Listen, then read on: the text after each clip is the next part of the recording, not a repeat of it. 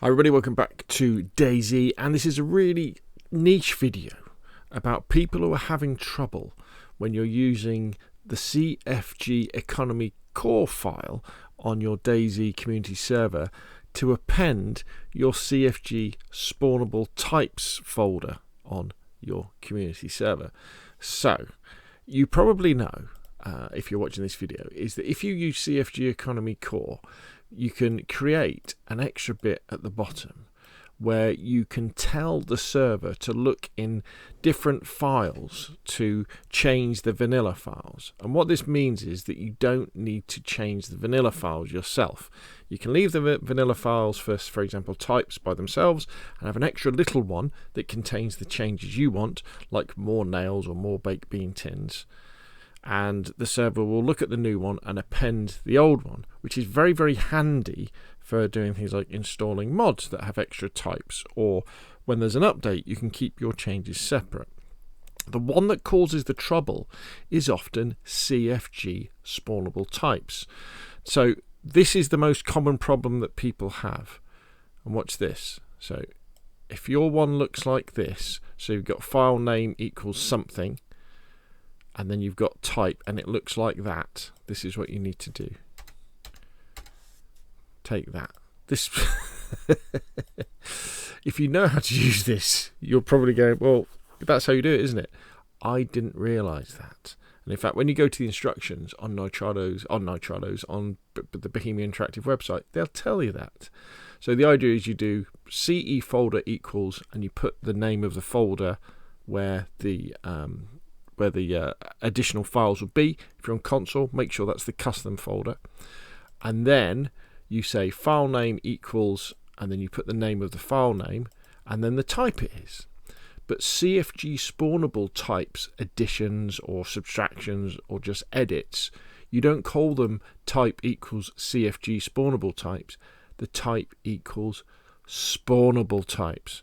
So it's really easy to get that wrong. And in fact, at the time of recording this video, in May 2025, this feature of being able to use cfgeconomycore to do this sort of thing has been around for a long time, for a few years. But I never bother using it because I could never get the spawnable types to work, and I would just give up and go, oh, I'll just do it the old way of just adding my edits into the existing files. So there we go. So that's spawnable types. Now, also really make sure that all your spelling is correct. So your file names are correct, and the spawnable types is correct, and your folder is correct. And as I said already, if you're working on console, you want to make sure, so this is kind of a little bit like, this is my local server here. So if you imagine when you look at your server on Nitrado for console and you're going through the browser, you have your missions folder, don't you? You go into your missions folder, but this is a similar sort of thing, but it's just on my local PC. And then you go into the mission, and then on console you have a custom folder.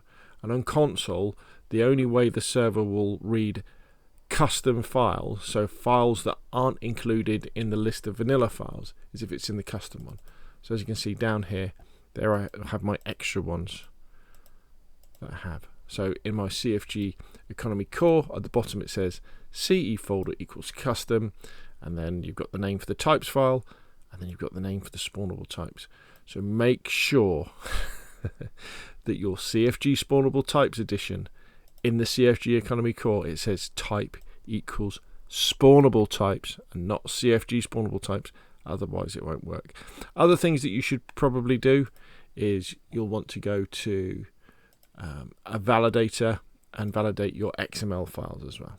So there we go. Now I will be doing full videos about this, how to use this method to edit your server files, because it's a much easier way of doing things if you're running a server long term, and every time you go through an update with DayZ and they change things like the types.xml or the cfg spawnable types, if you have all your edits in a separate file, it means you just need to add in the extra things like those extra guns or extra equipment that Bohemia Interactive add, and you don't have to go through and spend like an hour going through and checking the new types.xml.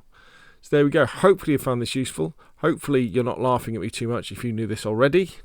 But if you have been tripped up by your cfg spawnable types not being edited in the cfgeconomy.xml file, maybe this has helped you out. If it has, hit like. If you want to see more of the same, press subscribe. And of course, I'll see you again soon.